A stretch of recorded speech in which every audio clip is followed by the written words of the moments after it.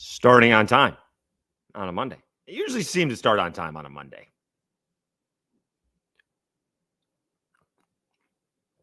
All right, let some people get in here. Usually it's like the same two people. There you go. I don't know. Is that my mother?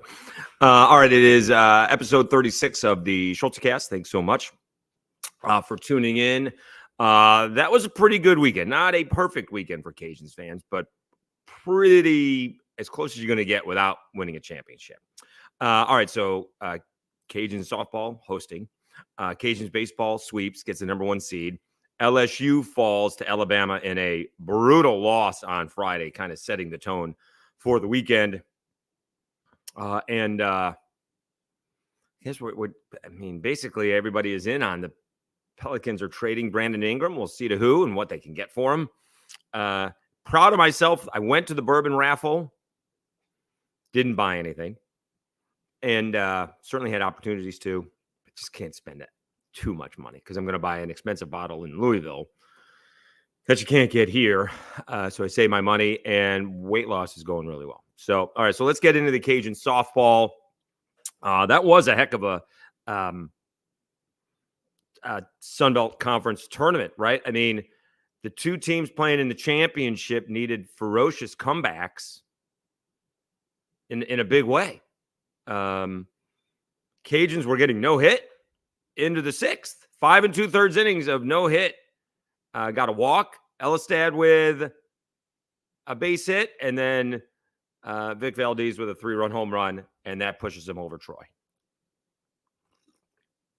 Meanwhile, it kind of appeared the Cajuns were going to have I'd say a huge,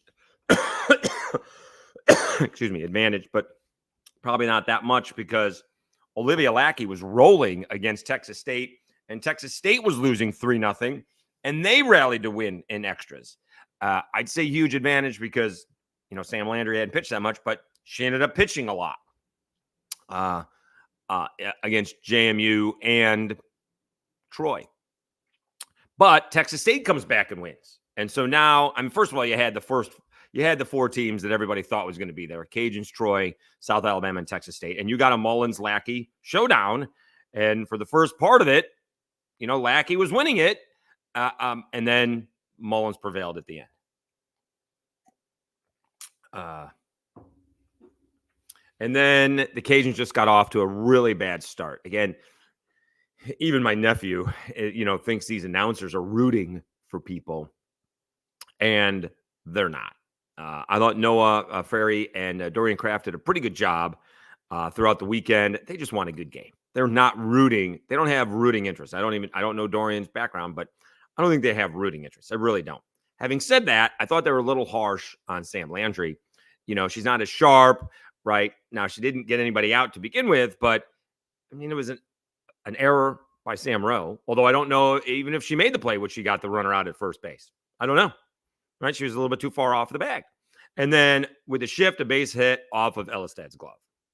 So 2 well-placed balls, not hard hit or anything like that. Then there was a walk, and then there was a clean base hit.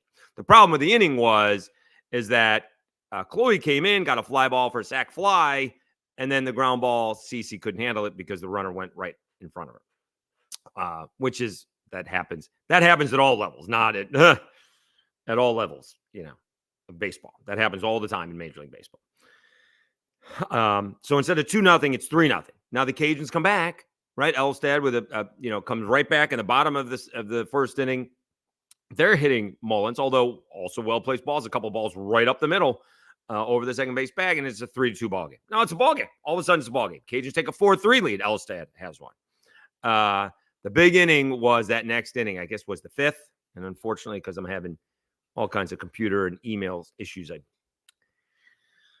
wiped out my all my open tabs. Anyways, Texas State had 1 on and 1 out in the 5th. And instead of getting out of that with no damage, they scored 3 runs, take a 6-4 lead. Landry comes back in, gives up 2 runs. Cajuns scratch across the run, make it 8-5. But again, Mullins wasn't coming out of that game, and the Cajuns just didn't have a whole lot of answers. Probably hit her pretty good, right? 5 runs on 10 hits against the pitcher of the year is pretty good. They just didn't pitch well and certainly didn't play good defense. They had chances to get out of it. but didn't. Nonetheless, they didn't move. I don't think they moved. I could be wrong. Others, I keep a pretty good track of that. Doesn't mean I remember it all. But I thought the Cajuns went into the weekend, I guess, on NCAA tournament, on NCAA.org. They were 9. Warren Nolan had them at 12. And they just didn't move. They didn't move with their wins over JMU and Troy. And they didn't move down with a loss to Texas State, which we're still not sure if that counts as a road loss. Right? I don't think it's, and the reason why I still thought they were going to host, can you hold it that much against them? They didn't lose at Texas State in Troy. They didn't lose at Texas State in Lafayette. They didn't lose to Texas State in Huntington, West Virginia. They lost to Texas State in San Marcos. That's,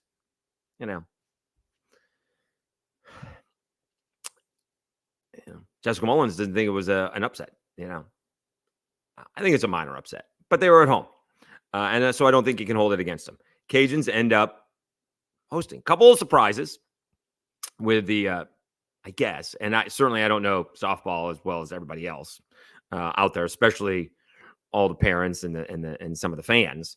LSU didn't get a top 8 seed. All right. So they will not be hosting a super regional. They got 9, didn't get top 8. And Duke, who's got a number 3 RPI, but apparently not a great schedule, got slated as 10th. So I don't know if he said this after the fact or during it, but he basically said, Jerry said, when Duke slid down, I thought we were in good shape because of our schedule. The Cajuns had the toughest out-of-conference schedule in the nation. And they commented on that. And I'll be the first to tell you, I wasn't sure how good this Cajuns team was. I really wasn't. Kind of the same old, right? Can dominate the Sun Belt, but have a tough time against, the top teams. But, they beat Oklahoma. They beat LSU. And they said they think that was the difference in hosting versus not. Let's see what Duke. Duke barely has a top 50 RPI, or a strength of schedule, I should say.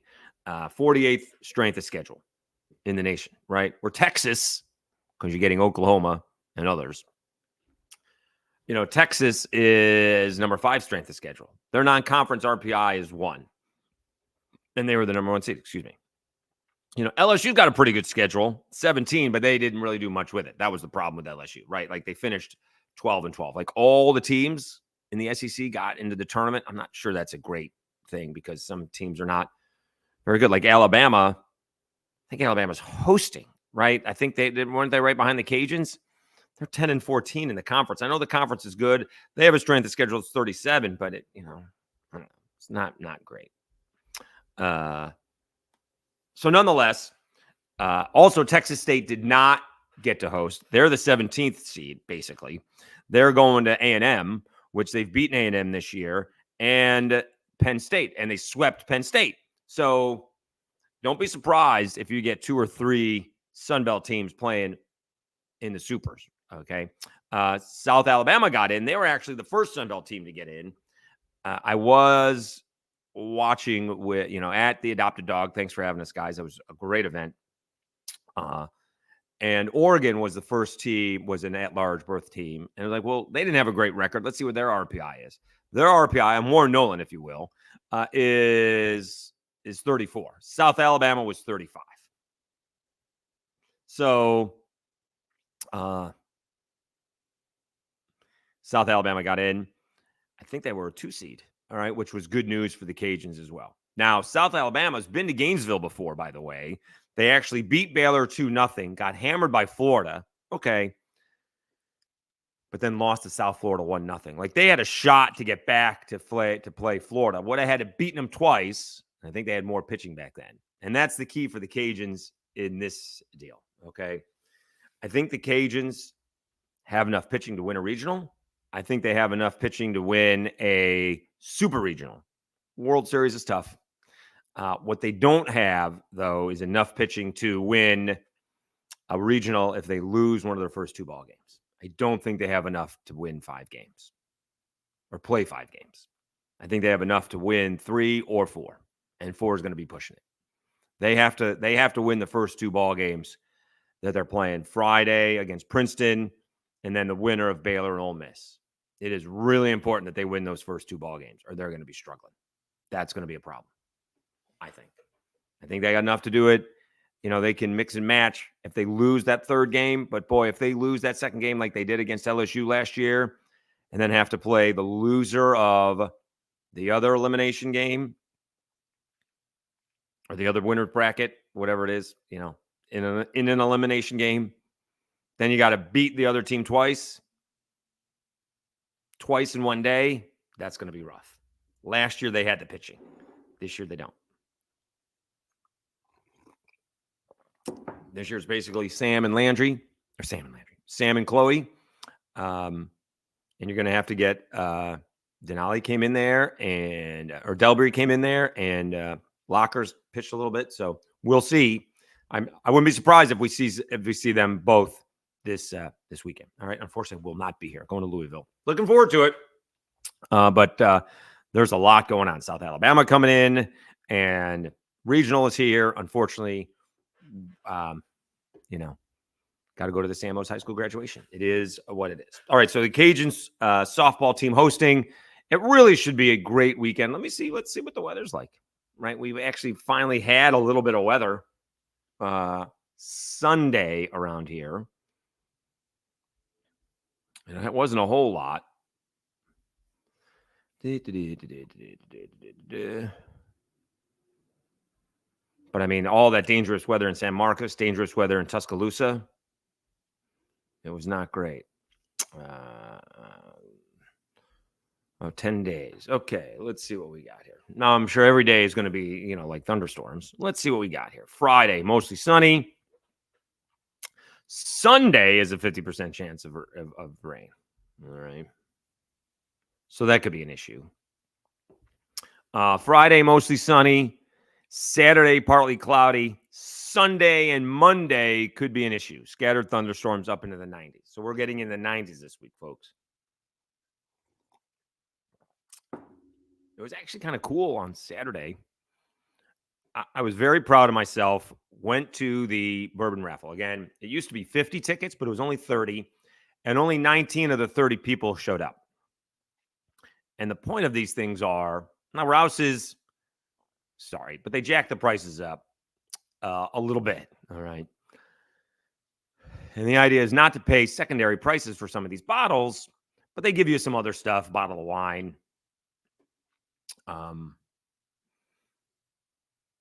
other stuff. All right. So it's not that much over MSRP, but I just really wanted the bourbon. And I was the second person in line after the 19. In fact, the first person left. So I was the 20th person in there. And there were plenty of baskets. They said they had 52 baskets. And I was the 20th. So there were plenty for me to choose from. And I just didn't need anything that they had. I didn't want to pay $150 for a bottle of Stag. I got a bottle of Stag somewhere.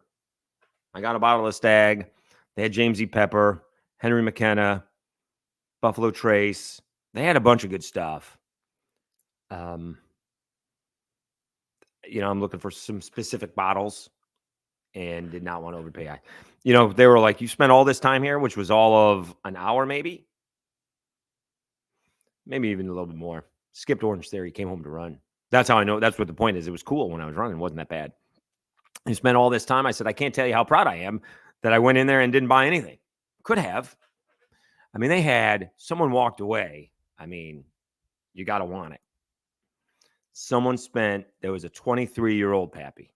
Someone spent $3,500 on the 23-year-old Pappy.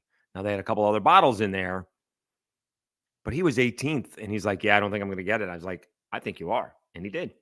$3,500. Someone bought a 10-year Pappy. Someone bought a 10-year Pappy for his friend. They both signed up. One guy got in, and he bought it for his friend. And do you know how much that really is? It was a fun event. We're all a little nuts when it comes to this bourbon stuff.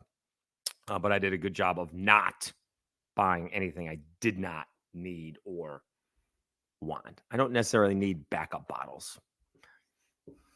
And I don't flip them. I don't sell them. So I did a good job of that. We'll see if anything comes out this week around town, I think Nunu still has some stuff in Youngsville. We'll maybe go down there today, see what's going on. But I'm looking for some stuff that I don't have. Yeah. We'll see. All right. And I am going to, Louisville. So I don't need to buy anything around here if I don't need it. So I did a good job with that. Anyways, the point was I came back, ran. Instead of going to Orange Theory at 8:15, came back, ran. It just wasn't very hot. It was nice. So it is going to get a little bit hotter. So Super Genius will probably start running at noon.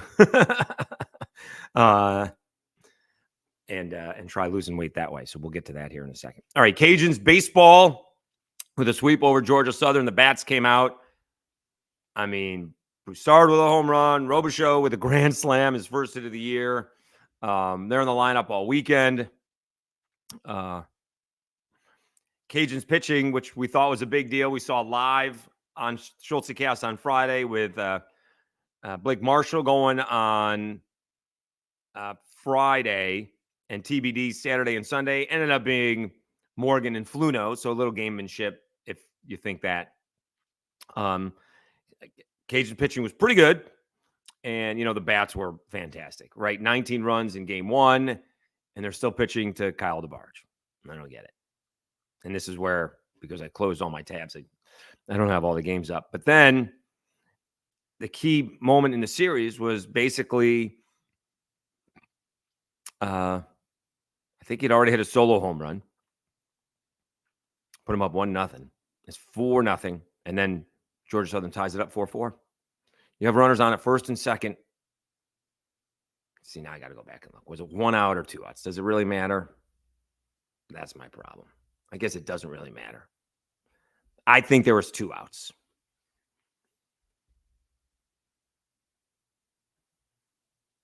Let's see. List all schools.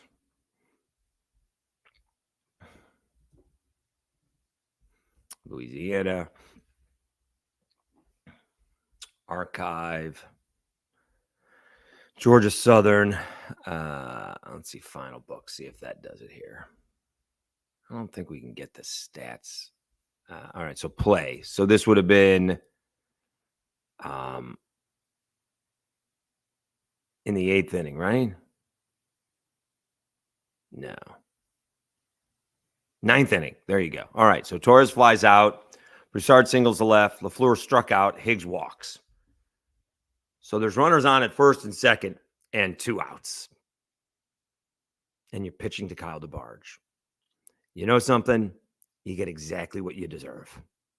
I do not care. And I know Tony Robichaux has said, in the bigs or in college, we don't like to put the bases loaded because now, in professional baseball, they can, throw strikes a little bit more consistently.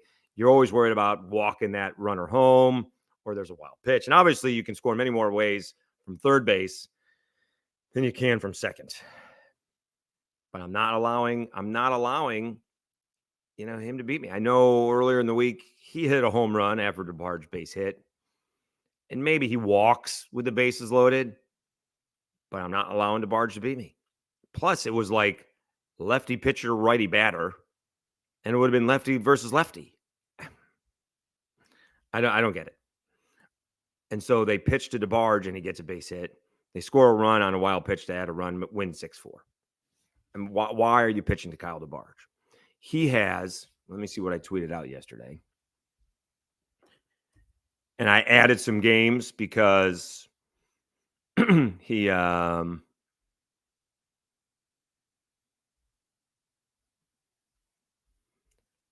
added some games.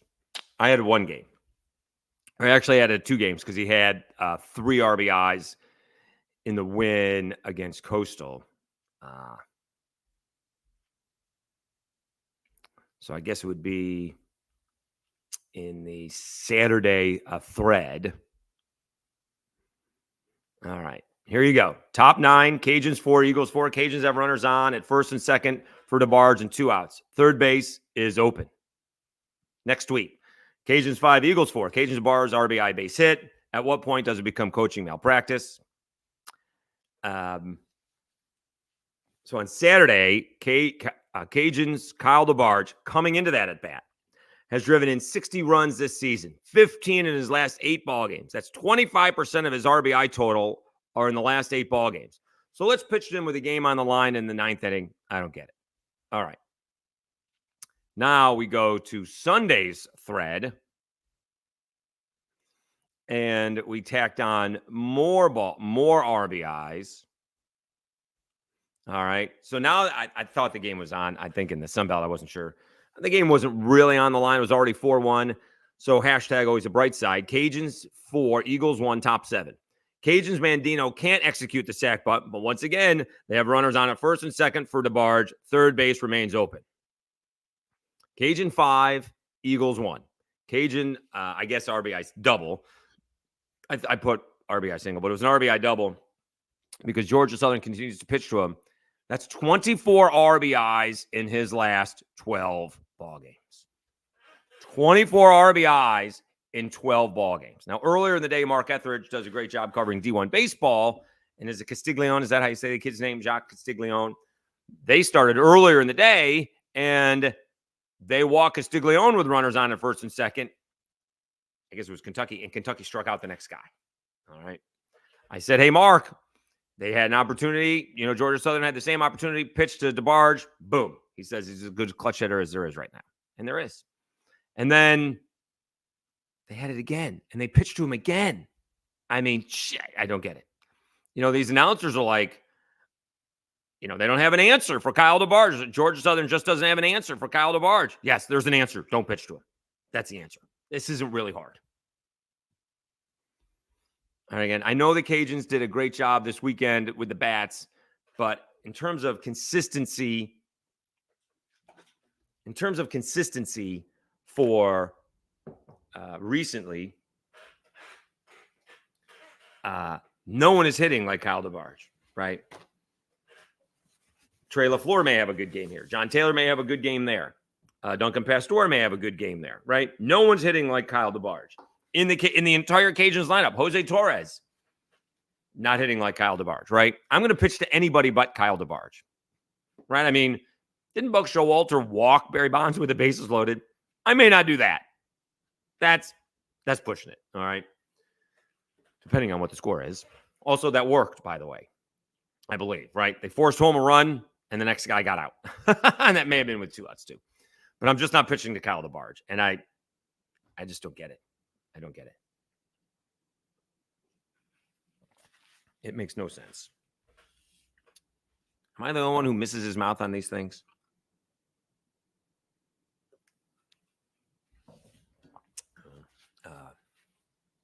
They keep on doing it. And, you know, there's some guys in there. Obviously, I follow the Cajuns more than every other team. And some guys in the Sun Belt have better stats. But boy, you're going to be hard pressed to not have Kyle DeBarge as your player of the year. He's considered, I guess it came out, number 1 shortstop. I mean, that's pretty good, right? In the nation. I think D1 Baseball had him as the 85th best prospect. So that's a 3rd round pick. He's 5'9". I don't know why I thought he was 5'7". 5'9", 175. He's probably going to be the Sun Belt Player of the Year. Let's see, individual. Let's see where he is overall. All right. I mean, you have Dalton McIntyre, who leads the league in hitting. You have Sam Antonacci, who I guess has cooled off a little bit, but still hitting 383. Banks Toley's got some home runs, but that may be because it's an app. He's got 21 and 65. That's pretty good. But, you know, let's see. Kyle DeBarge is hitting 359. He's 3rd in the league in hits. He also has 19 home runs and 63 RBI. So he's right there, right? He's 2nd in home run, 3rd in RBIs. I mean, Brooks Bryan leads the nation in RBIs with 82.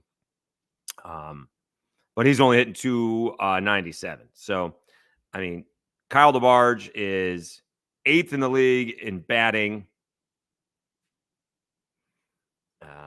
3rd in the league in hits, 2nd in home runs, 3rd in RBI. He's going to be the Sun Belt Player of the Year. And don't get me wrong, there are plenty of guys who deserve that. But if they're winning, which they did, right? They have clinched the number 1 seed, and they're probably going to be the regular season champs. Usually, it's the best player on the best team. And, over the course of the season, it's interesting, right? Because you go look at these RPI things, and they are off. Over the course of the season, they're the number 1 team. Okay. But you look at the RPI, and Southern Miss, which the Cajuns beat, have a better RPI. They have a better schedule. Cajuns, I think, were up to 39 yesterday. Let's see where they are right now. They are still 39. Okay. Southern Miss is sitting at 32. So Southern Miss is sitting in really good shape. Win the final series against Texas State and, don't lose your first game in the Sun Belt tournament, play in the semis, and you're basically in, right? At large, all right, which is where I was hoping the Cajuns would be, right? Be in that mid-30 mark and don't have to rely on the weekend. Southern Miss's out-of-conference schedule is 23. The Cajuns' out-of-conference schedule is 106. That's the way it works out, right? Non-conference RPI, Southern Miss 35, Cajuns 82. That's not great. And yet, we look at Troy, and it's not great either. All right, so Troy beat the Cajuns. They're down to 49. Troy's got some work to do. Troy may have to win the Sun Belt Conference tournament. Troy's got, I think that I've been ripping the Cajuns out of conference schedule all year, and it's not great. Troy's out of conference schedule is 209. You're going to blame now. I thought the Cajuns, scheduled to win 40 to 45. And what are they up? 38? Cajuns have won 38, right? So the best they could do is 41 regular season games. And if they win the tournament, it would be 3 games, right? They only have to win 3. That'd be 44. All right. They'll be in good shape. They'll be, if the Cajuns win out, or even say they take 2 out of 3 against South Alabama and win the conference tournament, they very well could be a 2 seed, right? They're looking just outside top 30 and, somewhere in the low 30s. So they got a shot at being a 2 seed. Who else has a shot of getting in? Because some teams have fallen by the wayside. D1 had them 5 teams coming in. I'm not exactly sure that's going to happen anymore. Coastal has fallen way down. Let's see where we are here. All right, so the Cajuns lead the way. They're 39. They're in the top. They lead the standing. So again, if they're top 35 and don't win the conference tournament, they're getting in because they won the conference. As long as they don't get swept this weekend. Southern Miss is 32. They look like they're in. Troy at 49. They got work to do, baby. They're not in. App State 64. They got to win the conference tournament. Here's another one. James Madison. James Madison's had this great RPI all season long. They're at 47. They're on the outside looking in. Coastal Carolina is fading fast. They're at 37. Like 3 weeks ago after beating the Cajuns, they were at 12. Right? They were not only looking to host, they could be a national seed. Now they're on the bubble. Everybody else on the outside looking in. South Alabama's RPI just hasn't gone up as I thought it would. 73. Old Dominion 76. Texas State's not had the year everybody thought they would. And everybody else is actually fighting for a spot. Texas State did the Cajuns a solid yesterday with a win over Troy. Crazy ball game. 5-5. Troy was behind all weekend. They got blanked on Friday, had to come back. They were getting blanked on Saturday, had to come back late in that one to win it, and had to tie this ball game up on Sunday late. And I don't think I've ever seen this before. The go-ahead run in the 9th score on a strikeout wild pitch. Catcher couldn't find the ball, and the pitcher was a little bit late getting to home plate. Like, how are you not at home plate before the runner is at third base? All right. Meanwhile, at the plate, collision at the plate, pitcher looked like they got banged up, but They got out of further damage, and it was only 6-5.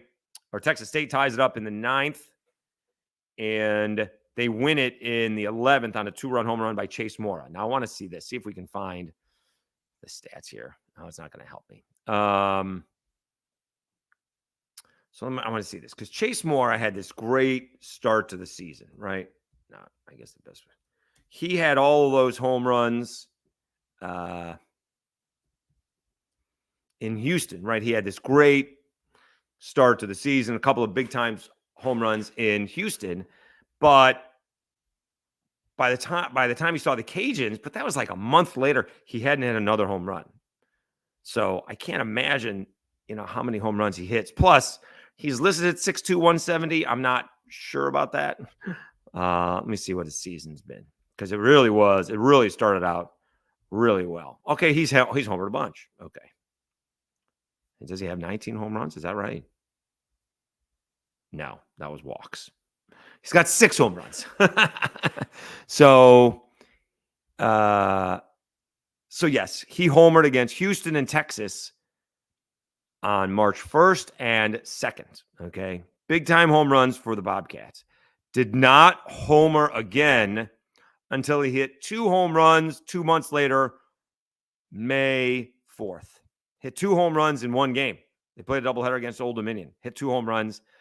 And so, yeah, he had 3 home runs in 3 days, 27th, the 1st, and the 2nd of March, and didn't homer again for 2 months, and then a big home run for Troy. Now, on the other side of things, Troy's just trying to get in. Troy needed a win.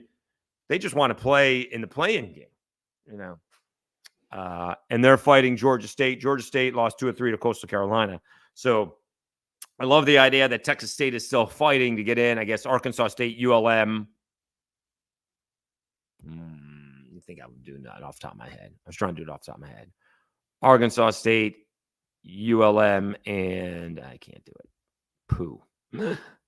Already eliminated. Marshall. They're eliminated. I think they're eliminated. I have to see Marshall and Georgia State. But now there's some teams that have, some advantages, right? South Alabama looking to avoid, falling into 10th, falling out of the top 10. They're coming to UL, right? Texas State is going to Southern Miss. That's not great. I think Coastal is going to Georgia State. That's a tough matchup for them. So we'll see what happens, moving forward. Also interesting to see.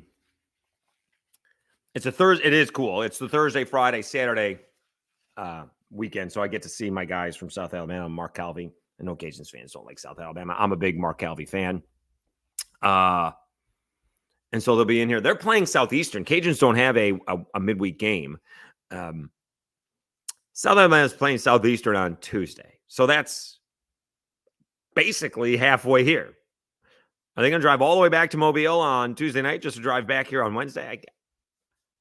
I can't imagine that being the case, right? I mean, just spend the night here. I know it's another night for a hotel, but that seems like a gigantic waste of time. We'll see. I know it's money. Can it be that much money? No, it's not great. All right. So the Cajuns softball hosting, huge weekend for them.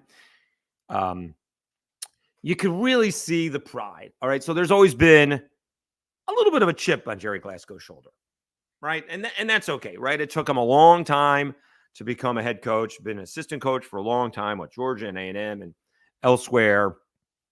And, the Cajuns have been to Oklahoma City a couple of times, just before he got here. And, there's turmoil with the program. And I hadn't heard the nickname of Regional Jerry, but that's what he nicknamed himself before last year. And he was able to overcome that with the win against LSU. That was the monkey off his back. And then now to host really shows to him and him showing his bosses where the Cajun softball program is. And here's the thing. Denali Locker is the only senior on the team. All of the starters are coming back. They need some more pitching, and that's it.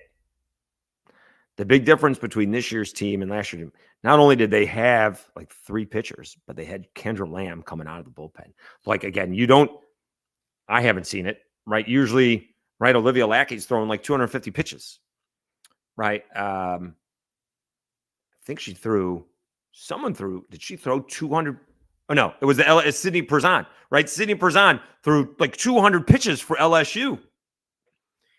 The Cajuns had Kendra Lamb. That was their secret weapon. I don't know how much the secret was. They had Kendra Lamb coming out of the bullpen. So you can have Sam Landry and Chloe Rizetto throwing, 5 innings, and Kendra Lamb's coming in there throwing 65, 70. Catch up to it if you can. Right. So that was the big difference between last year's team and this year's team. Also, I don't think this year's team, usually the Cajuns have relied on a couple of people offensively. This time it seems to be spread out. When you're getting production from Vic Valdez and Cece Vasquez, and you're getting it from, Maya Davis and Elstad and Maddie Hayden, it's more balanced. Usually it's a couple of batters and like a Carly Heath. They don't have a Carly Heath this year. They don't have a Carly Heath, but they do have all of their starters coming back. We'll see who leaves, right? I mean, does LSU go get a Sam Landry just to throw it out there? I don't know, right? NIL for softball is going to be different than the other things because, there's no money afterwards, right? So it'll be interesting to see how that works out. Cajuns baseball does get that number 1 seed.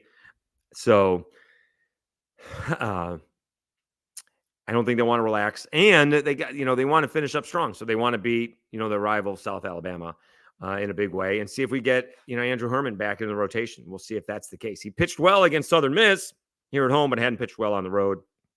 Montgomery will be a little bit more fairer compared to the last 3 road trips the Cajuns have taken. Those are the bandboxes. And they're the same for both, but maybe he got a little gun shy. I wouldn't be surprised at that, right? You stop trusting yourself because your stuff is getting hit a little bit. All right. Meanwhile, LSU, a brutal loss on Friday, right? They were up 7-3 going to the bottom of the 8th. It's 7-5. It gets to be 7-6 going into the 9th, and there's 2 outs, nobody on. And somehow they lose. Walk, hit batsman, error. The tapper out to Milazzo, I think went farther than he thought because he called, Herring off like immediately. But it went further than he thought. Herring would have had to spin around being a lefty, but Herring probably could have fielded it and thrown him out. And so that's about as shocking a loss as I've seen. It's not like a 3-run home run is not nearly as shocking as that was, right? Because that's always in the back of your mind. It doesn't even matter who's at the plate, right? If it's a tie game or the go-ahead run is at the plate, everybody's thinking, well, this guy could, end it with a home run. That's not nearly as shocking as this. That game went from LSU winning it to the game being tied to, oh my God, they're going to lose in 10 seconds, maybe 5. That's insane. That is a tough a loss as I've seen in a while. That's a tough loss. Now, they did bounce back to win Saturday, but they had chances to win Sunday, and they didn't. Now, I'm also going to say this. The NCAA is going to go out of their way to make sure LSU is in. If they have a mid-30s RPI, and I don't think they fell all that much, I think they're getting in. I just happen to think that. It's LSU. They're not hosting, obviously. That would have made a difference. But LSU is sitting at 34. Ole Miss, who I think took 2 out of 3, didn't they? Is sitting at 22. All right, Ole Miss is 11-16. LSU is 10-17. Okay. If LSU wins 12 ball games, they go 12-18, and they got an RPI of 30-ish heading into the SEC tournament, and they win a game or 2, which they could, right? Gage Jump and Luke Holman could pitch them to win. I don't think they're going to win much more than that. And they've always had a Sunday starter issue. If they win a game or two, they're going to the NCAA tournament. I fully believe that. I think it's LSU. I think there's history behind them. They're the defending champs. I don't get the whole, well, you don't want to see them in a regional deal. Talk about needing to win the first 2 games of a regional as LSU. They don't have enough pitching. Heck, they may not have enough pitching to win a regional, period. So baseball is obviously different than softball. They'd have to win 3 ball games in a regional. That's going to be tough. That's way tougher. So, we heard a couple of weeks ago when they're beating A&M, no one wants to see LSU in a regional. I'll take my chances. But I also think they're going to get in. I think LSU is going to get in as long as they are in mid-30s. If they're sitting at 40, 42, probably not. If they lose 2 out of 3 to Ole Miss, they're probably not going to get in. But they take 2 of 3 from Ole Miss, and they win a game, and they're sitting at 33, I just think they're going to get in. I think they're going to get in. I think so. I think they're going to get it. All right. All right. On the NBA front, I really haven't been keeping up with the games with all the softball and baseball that we're doing. But there was odds on Brandon Ingram getting traded. And I'm not sure what you're getting from Brandon Ingram, right? I mean, do we even want do the Pelicans even want the number 1 pick? I'm not even sure that's the case. Shamit Dua, so far, this is a good outcome for potential Brandon Ingram trades. Looking at Detroit, I don't know what you're going to get. Let me see Brandon Ingram odds. I thought I saw